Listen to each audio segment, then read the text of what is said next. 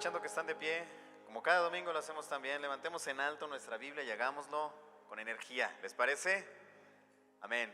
1, 2, 3. El Espíritu de Dios es mi provisión, mi pasión es su voluntad. He sido llamado a predicar, sanar y liberar, sobre todo a manifestar su amor en mi familia, mi iglesia y mi país. De la mano del Señor lo vamos a lograr. Amén.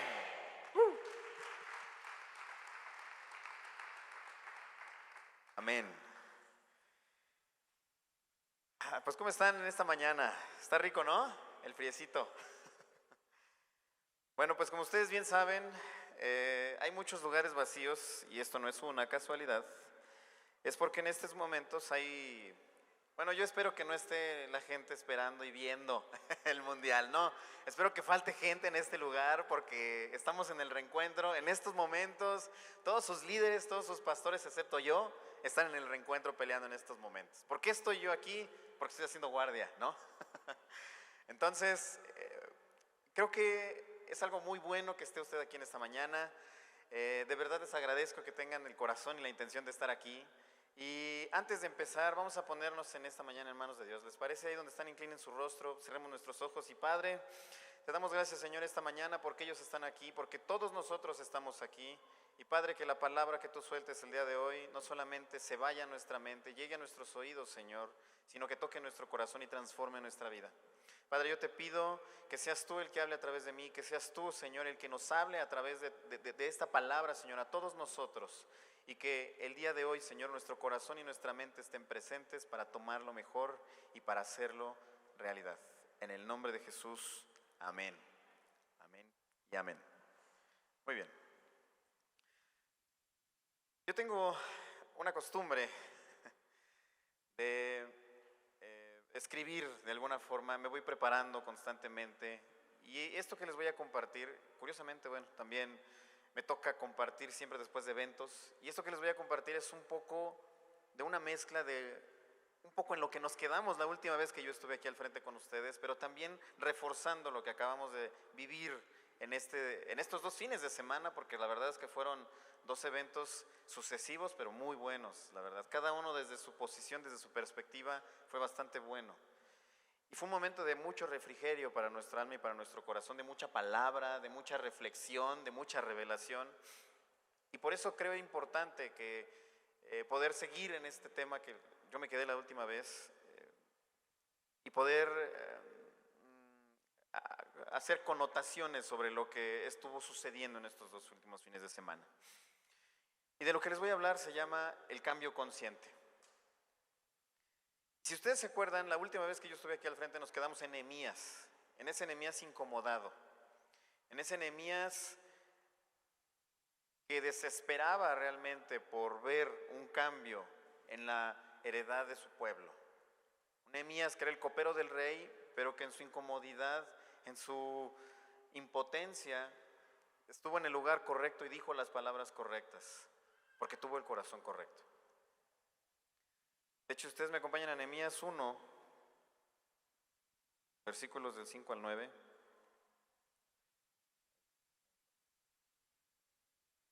¿Y me escuchó? Ah, sí. Siento que de pronto se va el audio. ¿Me pusieron? Es que no le puse marcado. Ahí está. Dice, palabras de Nehemías, hijo de Acalías, aconteció en el mes. Es el del 5 al 9. Nehemías 1, versículos del 5 al 9. Ese es el Nehemías 1. Bueno, si no lo busco.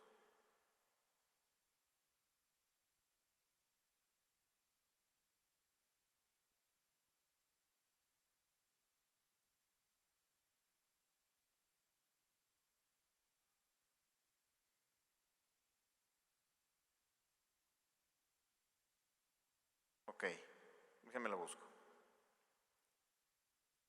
Creo que estamos teniendo problemas con el equipo de multimedia. ¿Sí, verdad? Ok. Ya me pasé. Ay, santo Dios, lo tenía aquí separado. Aquí está. Perdónenme, es que siempre le pongo separadores, pero no, esta vez no le puse y estoy batallando. Muy bien.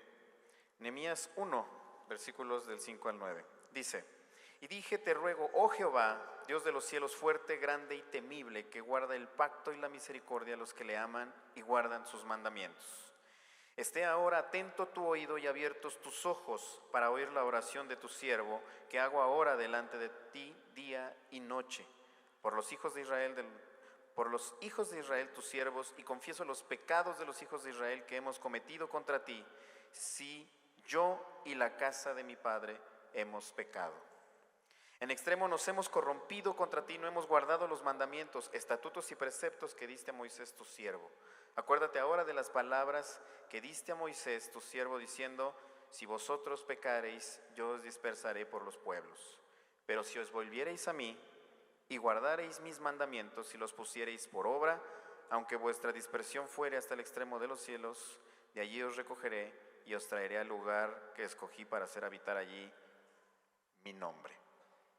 Este es Nehemías orando con Dios. Y si se acuerdan en eso, bueno, si se acuerdan, si no, no se preocupen, por eso lo puse para refrescar. Este Nehemías está incomodado, pero está incomodado porque sabe perfectamente que lo que pasó fue ocasionado por el pecado de su pueblo. Sin embargo, él está buscando un cambio. Y como todo precursor de cambio, pues hay una confrontación contra la realidad, contra las circunstancias. Existe una búsqueda de un cambio por esa emoción de impotencia y de incredulidad frente a la injusticia de las circunstancias, ¿no? Yo creo que todos los que han propiciado grandes cambios se han sentido de esta forma, y los ha llevado tanto la emoción a sentir esta necesidad de que las cosas cambien, que se vuelven en promotores de ese cambio. Yo creo que eso ha sido como la tendencia, y de hecho incluso creo que mucho de lo que nos inculcan como historia es esto, es este hecho, es esta realidad de que la injusticia sumada llega a un momento en que alguien explota y dice ya no más, y de ahí se detonan las revoluciones y los cambios. Pero yo creo que el utilizar esta idea como referente del cambio es algo muy malo, y no es que esté mal, porque realmente es necesaria esa impotencia y esa necesidad de buscar una opción diferente, la que promueve el cambio. Eso es muy bueno, pero no es suficiente para lograr un cambio real. No basta solamente con estar emocionalmente afectados y alterados, ¿no? Porque ¿qué pasa cuando nosotros sentimos algo? ¿Qué pasa cuando ustedes, por ejemplo, tienen un arranque de ira, ¿no? O sea, por ejemplo, cuando una persona está muy enojada, pues ¿qué hace? Agarra y quiere hacer cosas no muy agradables, ¿no? Decir o hacer. Depende mucho de la persona, ¿no? Por ejemplo, en el tráfico, ¿no? Que vas, bueno, no sé ustedes, yo trabajo en la industria automotriz, entonces el horario es todo un horario godín. Entonces me toca ir con todos los borreguitos godines, pues en la carretera 57, ¿no? A una hora en la que todo el mundo va al mismo lugar, al mismo destino, así. Y entonces, ¿qué pasa? ¿No? Que mucha gente en su desesperación, en su estrés, en su ya voy tarde, en su lo que sea, empieza a manejar horrible. Y entonces, ¿qué pasa cuando se te meten? Bueno, quiero que sepan que hace algunos meses a mí me sacaron de la carretera. Así, me pegaron, me aventaron y terminé en un camellón. Gloria a Dios, a 100 metros de un hoyo donde pude haber terminado, pues no aquí, ¿no? Pero ¿qué pasó? ¿Qué pasa cuando esas circunstancias suceden? ¿Qué pasa cuando una persona tiene un ataque de emocional? Pues que tu cuerpo de manera natural reacciona, ¿no? De manera natural, ¿por qué? Porque estamos configurados de esta manera. ¿Por qué las personas cuando se enojan reaccionan? Pues porque la percepción de que están haciéndome daño a mí o a los míos implica que yo tengo que entrar a defender, y mi cuerpo se activa. ¿Sí sabían, no? Que se generan hormonas, se disparan algunas hormonas de nuestro cuerpo, algunos cambios físicos ocurren inmediatos, se tensan los músculos, por ejemplo, un ataque de ira, y se prepara el cuerpo para el ataque, se prepara, es decir, toda esa adrenalina que fluye en nuestro sistema es para propiciar un ataque y para insensibilizar el dolor. Esto es un ejemplo. Es decir, que si yo ataco y me atacan, yo pueda no sentir tanto el dolor para poder seguir atacando, para poder seguir defendiendo. Y esto es natural. Hay varios, bueno, me gusta mucho ver documentales porque soy ñoño. Y algo que yo no sabía, y tal vez no sé si ustedes sepan, pero ustedes sabían que los cocodrilos pueden correr. No, ya ven que se van arrastrando normalmente. Bueno, en un arranque, en una situación extrema, de extremo peligro, un cocodrilo puede pararse sobre sus patas y correr al agua, y correr bastantes metros, me parece que 20 o 30 metros, a una velocidad realmente alta. ¿Qué pasa después de ese momento de reacción? ¿Qué pasa? Pues el cocodrilo queda inmóvil, se agotó, se cansó, se quedó paralizado. ¿Por qué? Porque el desgaste fue tanto. Imagínense un cocodrilo parado en todas sus patas. Pues ya de por sí debe ser pesado para ellos, ¿no? Que están acostumbrados a estar acostaditos todo el día.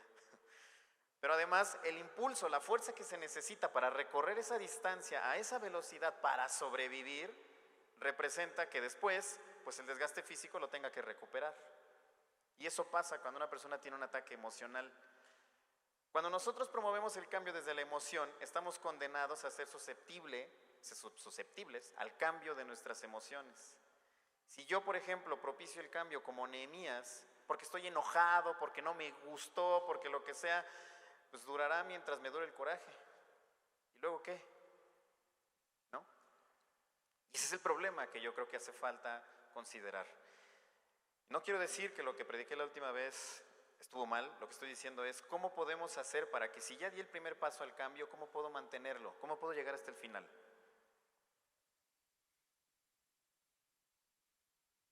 Porque si ustedes han leído el libro de Nehemías, se van a dar cuenta de la sucesión de hechos. Nehemías llega con Dios rotísimo, ustedes lo acaban de escuchar. Llega con Dios y le dice: Señor, yo te confieso los pecados de mi pueblo, y no manches, qué feo y qué injusto, ¿no?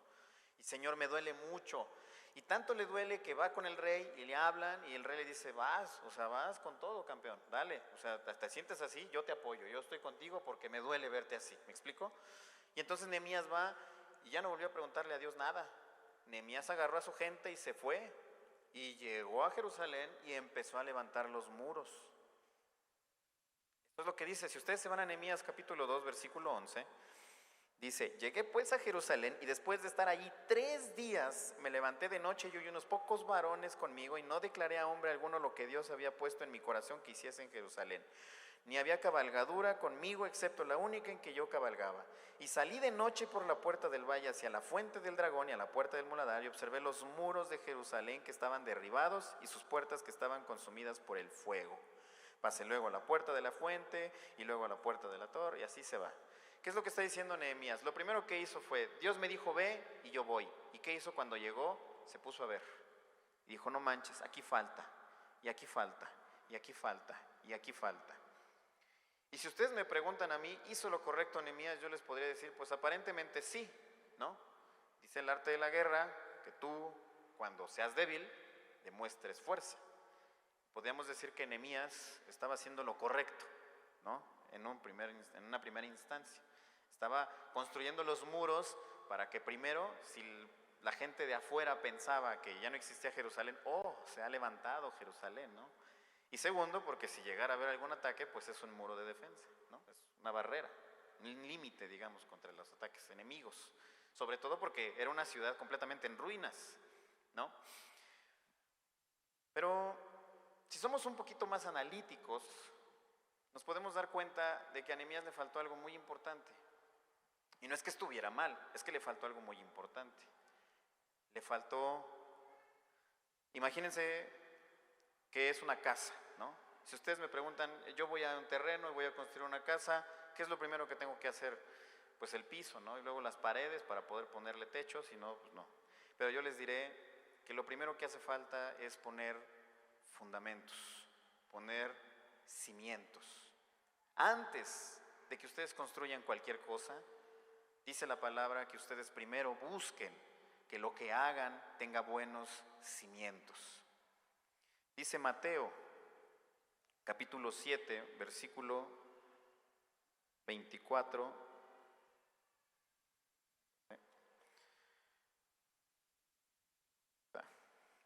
Dice Mateo, capítulo 7, versículo 24. Cualquiera pues que oye estas palabras y las hace, le compararé a un hombre prudente que edificó su casa sobre la roca.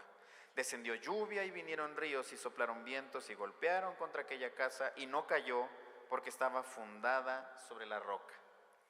Pero cualquiera que me oyere estas palabras y no las hace, le compararé a un hombre insensato que edificó su casa sobre la arena.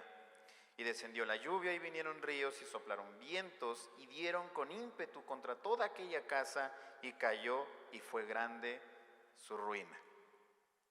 Lo primero que te dice Dios es, no solamente pienses en lo que quieres hacer y no solamente pienses en demostrar que lo estás haciendo.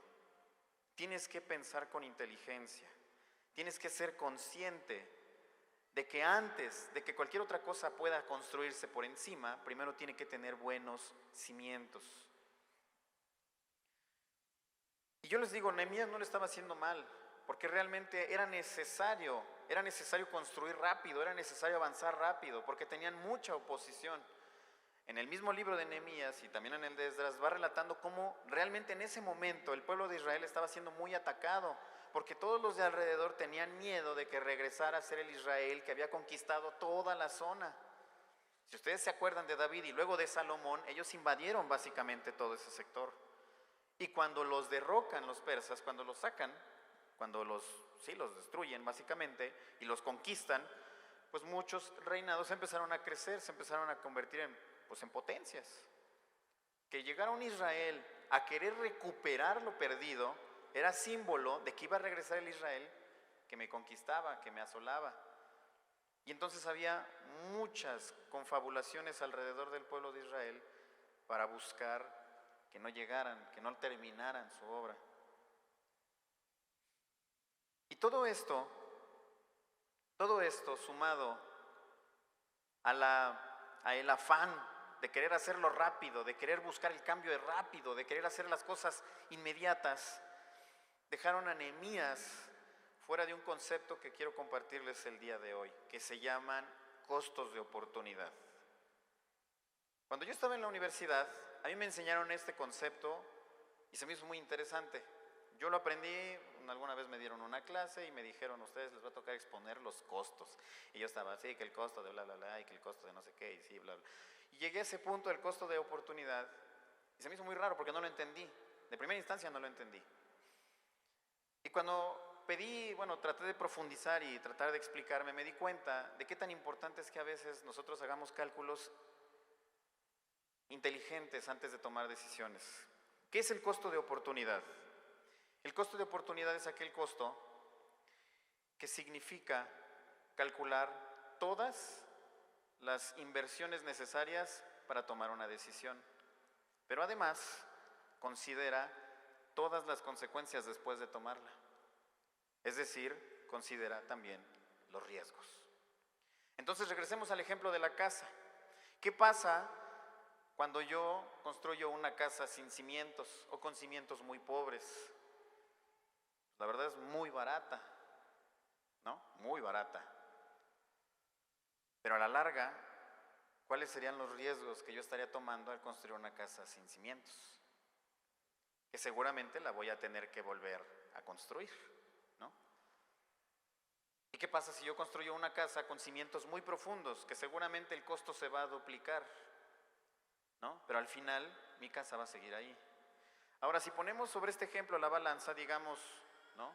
En el caso 1 voy a pagar la casa 2 veces y en el caso 2 también, porque pues hay que ponerle buenos cimientos. ¿Cuál sería el costo-beneficio? Yo se los voy a poner así.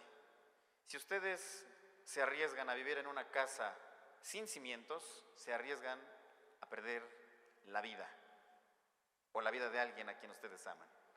Esos son los riesgos reales, los costos incalculables que existen cuando tomamos decisiones apresuradas y cuando no entendemos perfectamente el riesgo. Y creo que eso le pasó a Jerusalén. La obra de Nehemías se volvió tan frágil que a la primera intimidación, en el primer instante en el que el pueblo fue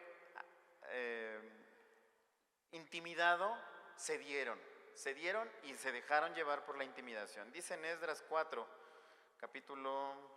versículos 4 al 6, que es un capítulo antes de Nehemías.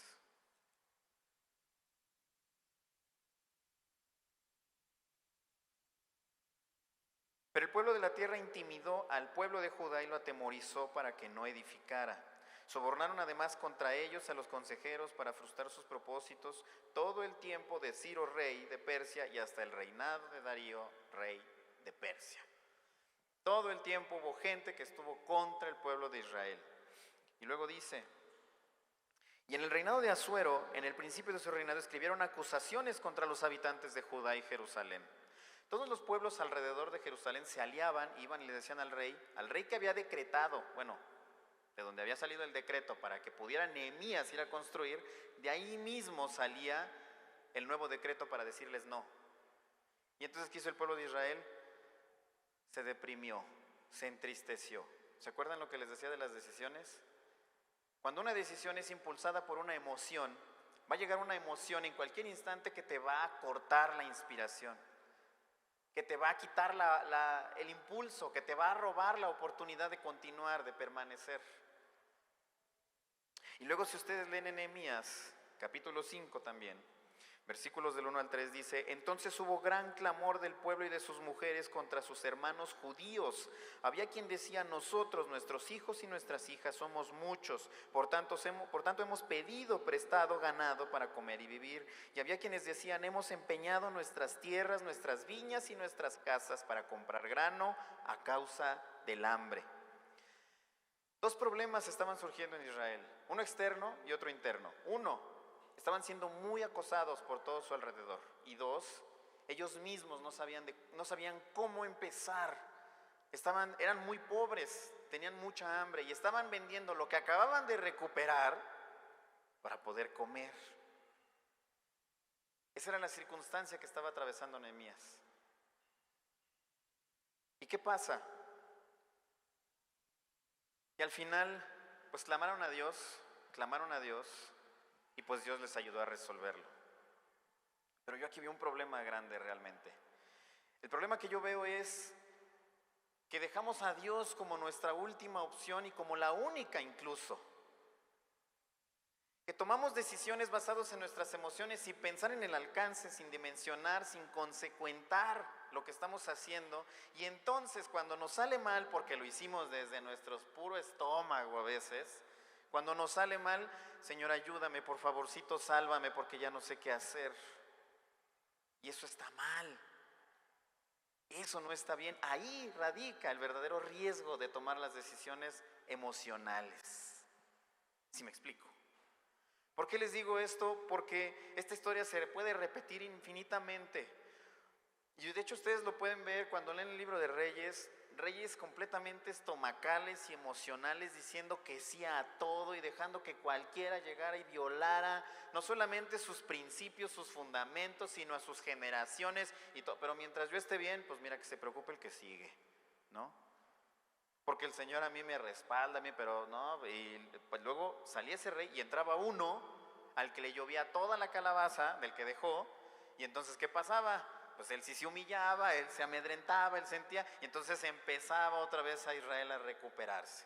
Dicen los historiadores que la historia de la Biblia está llena de suecos que caminan hacia abajo y de sandalias que caminan hacia arriba. ¿Sí me entienden la referencia?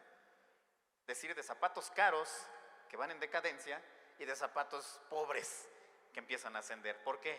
Porque no aprendemos la lección. Porque dejamos que nuestras decisiones sean fundamentadas por nuestro estómago. Y aunque el Señor nos diga: sí, vas bien, hazlo bien, Señor me dijo, entonces yo voy y voy a conquistar. Y ya no le preguntas más nada a tu Señor. Y aunque el Señor te dio el banderazo de salida, pues jamás le volviste a preguntar: oye, Señor, ¿y aquí para dónde, no? ¿Y qué pasa? Reaccionamos como Nehemías: Señor, ya me caí, Señor, ayúdame por favor. Ay, Señor, es que fíjate que me dijiste que sí, pero como no me dijiste por dónde, pues ya me pasé. Y ahora, Señor, mi carro no tiene reversa, Señor. Y eso puede pasar muchísimas veces. Entonces, ¿cómo lo podemos hacer bien? Ahí es donde la historia de Esdras toma relevancia. Este es un comparativo entre Nehemías, el propiciador del cambio, lo cual estuvo muy bien, lo cual Nehemías lo hizo bastante bien, pero llegó en un impasse, llegó a un punto en el que ya no pudo saber a dónde más avanzar. Y entonces Esdras toma relevancia. Esdras, si ustedes han leído el libro de Esdras, se darán cuenta que Esdras es un sacerdote de oficio, un sacerdote que ya era parte del templo de la casa de Israel desde muchísimo antes de que Nehemías surgiera como un agente relevante. Y Esdras lo ve todo desde afuera, pues él ve cómo Nehemías toma decisiones, no, pues ahí va Nehemías, ¿no? Y con todos, y órale, pues qué padre. Pero él no toma partido, él no se involucra, hasta que ya es llamado por el rey en turno, en Esdras capítulo 7, versículos del 10 al 13. Dice, porque Esdras había preparado su corazón para inquirir la ley de Jehová y para cumplirla y para enseñar en Israel sus estatutos y decretos. Esta es la copia de la carta que dio el rey Artajerjes al sacerdote Esdras, escriba versado en los mandamientos de Jehová y en sus estatutos de Israel. Y luego dice Artajerjes, rey de reyes, a Esdras, sacerdote y escriba erudito en la ley de Dios del cielo, paz. O sea, ¿qué ondas? ¿No? Así. Por mí es dada orden que todo aquel es mi reino, del pueblo de Israel y de sus sacerdotes y levitas, que quiera ir contigo a Jerusalén, que vaya. O sea, Esdras realmente pues estaba haciendo su labor, él estaba en su camino, él estaba en su chamba, ¿no? Y lo dice, él es versado en palabra y en obra de Dios, pero él no estaba involucrado y en este momento lo involucran, es decir, lo envían. Y el rey le dice, no solamente te envío, agarra a quien tú quieras y llévatelo, a quien tú quieras. Bueno, no a quien tú quieras, sino a quien quiere ir contigo, ¿verdad? Porque es diferente. Bueno. Y en este momento, paralelo a esto, ya había Dios respaldado la obra de Nehemías. A pesar de que Nehemías, como les digo, había caído en el error de, sí Señor, yo hago todo lo que tú me digas, y se fue de lleno. El Señor había respaldado a Nehemías. Había mandado a Ageo y a Zacarías. En estos libros se convergen muchos libritos de la Biblia. Esos profetas menores que tanto nos cuesta aprendernos en el examen de la academia, ahí convergen estas historias. Tal vez si los leen, tal vez va a ser más fácil aprenderlos, porque tienen muchas conexiones ahí. Bueno, Ageo y Zacarías llegan en este momento y empiezan a hablar en pos del pueblo de Israel con el rey, como profetas. Empiezan a defender al pueblo de Israel y entonces empiezan a sacar que no, es que te acuerdas que hace como 4 reyes ya había habido un decreto real de que yo y mi pueblo podemos construir, y gracias a estos profetas del pueblo de Israel, a pesar de que el decreto le fue dado a Nehemías, a pesar de que la palabra le fue dada a Nehemías, Nehemías tuvo que esperar a que 2 profetas llegaran y hablaran por él. ¿Me explico? Pero Dios estuvo con él y lo ayudó, lo respaldó y lo sacó adelante. Bueno, padrísimo. ¿Y luego qué sigue? Nehemías ora y clama a Dios para que les perdonen las deudas porque eran víctimas de la usura y Dios los respalda. Y el pueblo de Israel es librado de la usura. Pero yo creo que Esdras llega en este momento específico de la historia porque Dios se dio cuenta de algo. No está siendo suficiente que Nehemías esté abanderando esta situación. Necesito a alguien que se preocupe por lo verdaderamente importante.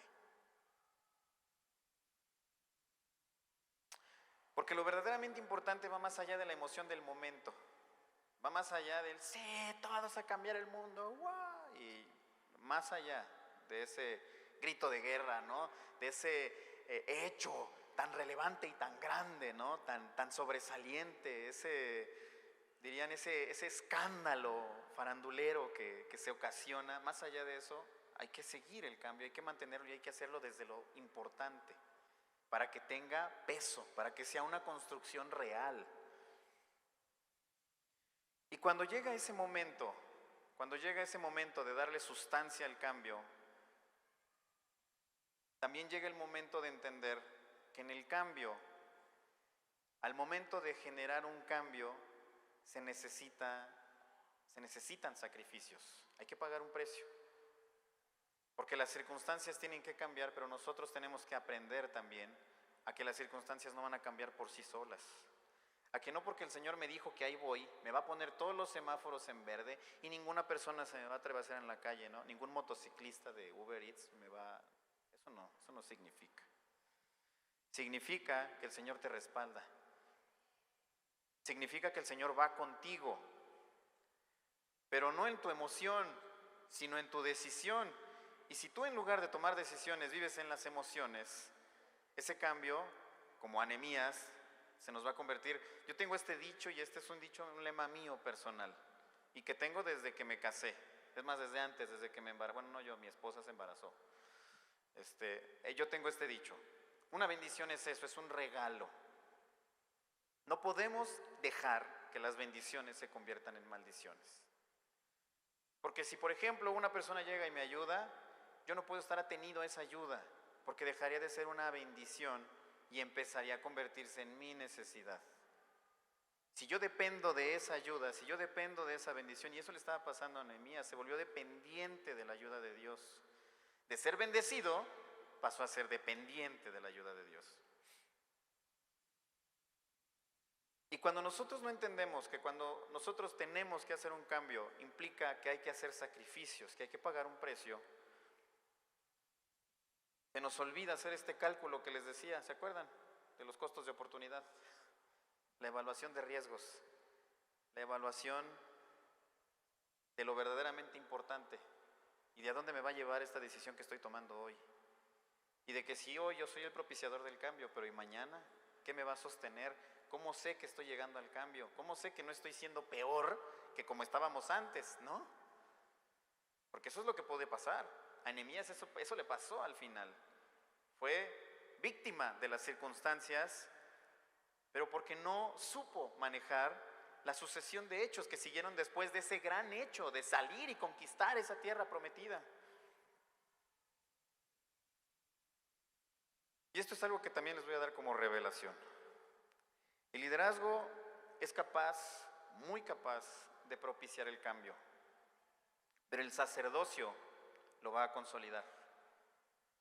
Si ustedes son buenos líderes, van a ser capaces de impulsar a la gente, de activar su voz y de hacer que la gente los escuche.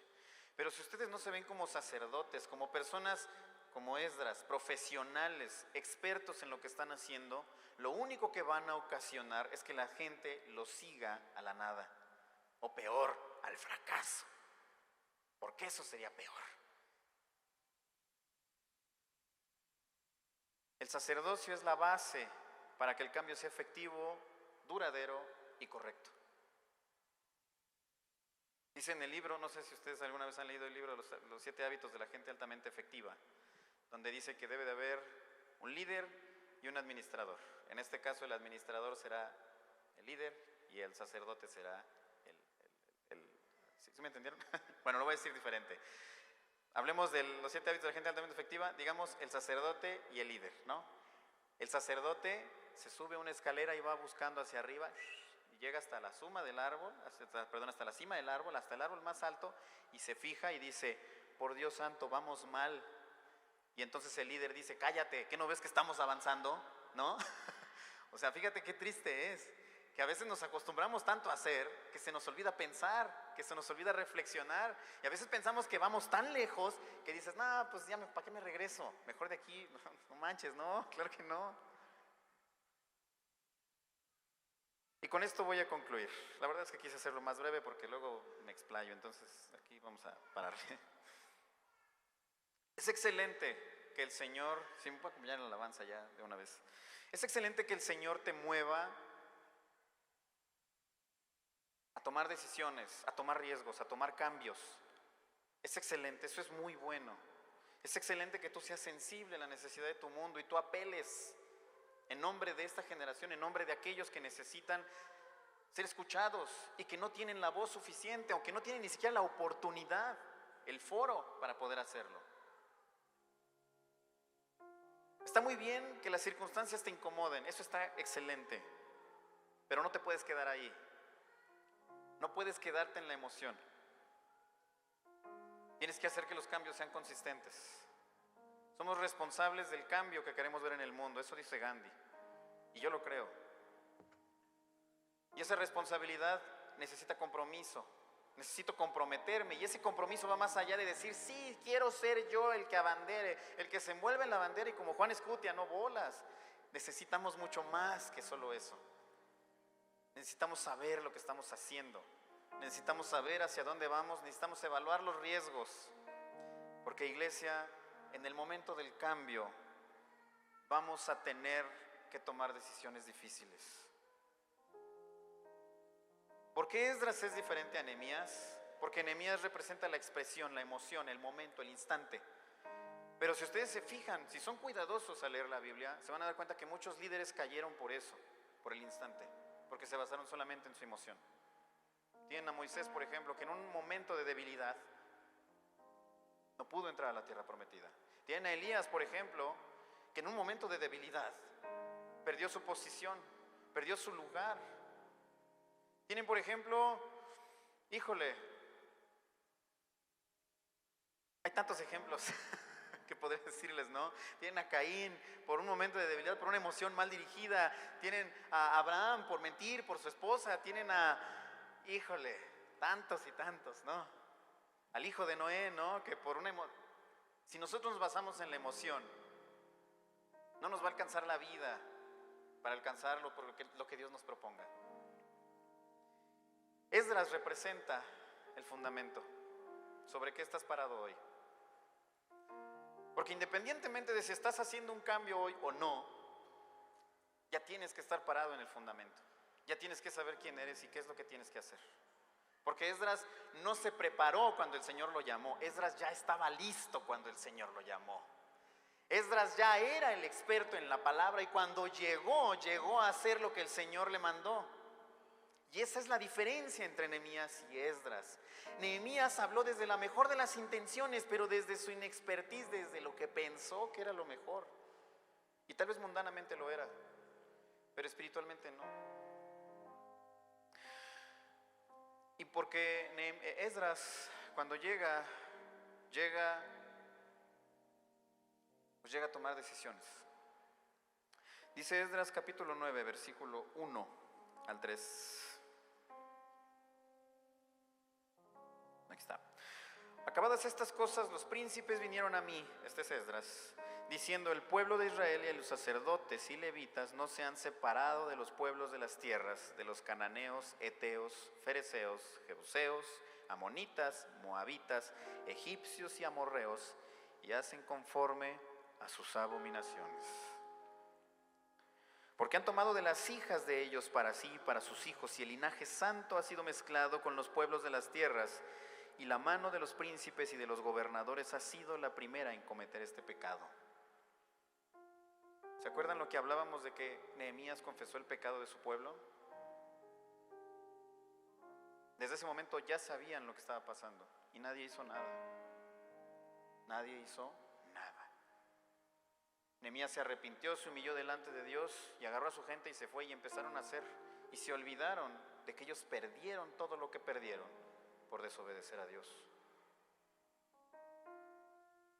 Y este es Esdras, dándose cuenta perfectamente de dónde estaba parado, de cuál es la situación actual, de cuál es el riesgo y de por qué las cosas no suceden, de por qué las cosas no pasan como deberían de pasar.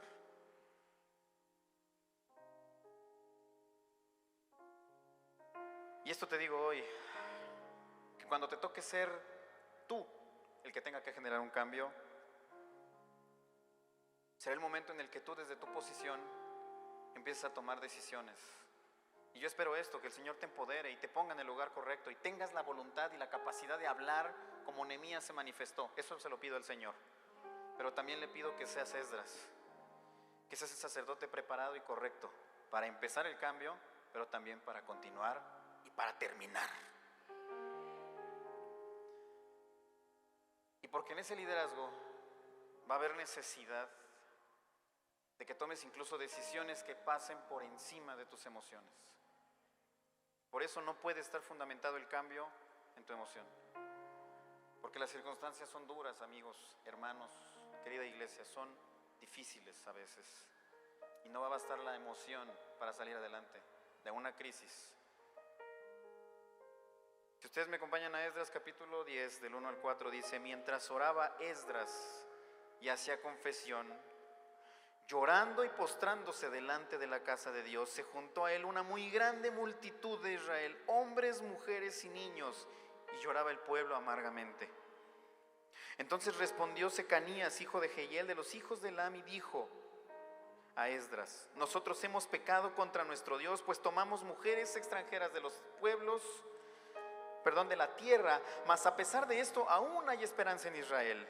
Ahora pues hagamos pacto con nuestro Dios, que despediremos a todas las mujeres y los nacidos de ellas, según el consejo de mi Señor y de los que temen el mandamiento de nuestro Dios, y hágase conforme a tu ley. A Esdras sabía perfectamente que esto iba a doler, porque no era nada más decir, Señor, voy a conquistar la tierra que me quitaron. Era decir, escojo entre tu promesa, Dios, o la familia que ya tengo, la esposa, los hijos. Esas son las decisiones difíciles que habrá que tomar, hermanos. Cuando ustedes sean el Esdras, asegúrense de estar en la posición correcta. Hablamos en estos 2 fines de semana de declarar, de profetizar sobre nuestro futuro, pero hay que tomar decisiones importantes. Porque cuando nos pase que lleguemos como Nehemías a la tierra prometida, ¿quiénes vamos a ser? ¿Los que mantengamos nuestro pecado delante de Dios o los que estemos dispuestos a prevalecer? Y hacer, no solamente a cuidar lo que Dios nos da, sino a ser dignos de su promesa. Y que a pesar de que las circunstancias nos dominen, a pesar de que nos duela, a pesar de que estemos llorando postrados delante de Dios porque no queramos tomar esa decisión, seamos capaces de tomarla y seamos capaces de mantenernos firmes y de llevar a quienes están en nosotros, a quienes están con nosotros, a que hagan lo mismo, porque ese es el trabajo de un verdadero líder. Ese es el trabajo de un líder de esta casa, iglesia. El de no solamente inspirar y motivar y aparentar, mírenme qué bien me veo, qué bien estoy. También es el de tomar las decisiones difíciles, aunque eso signifique mi familia o mi Dios.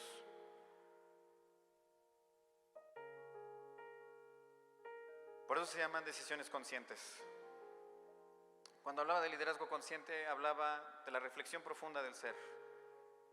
Y así es como se toman las decisiones conscientes.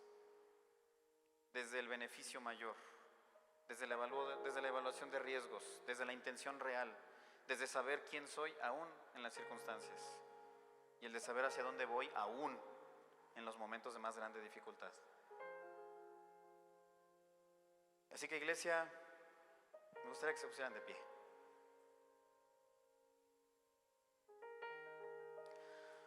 Porque yo lo sé, yo mismo he estado en esa situación. He estado en la situación donde he querido hacer las cosas con mis fuerzas, con mis ánimos, con mis puras intenciones, y no salen como a veces uno quiere, ¿no?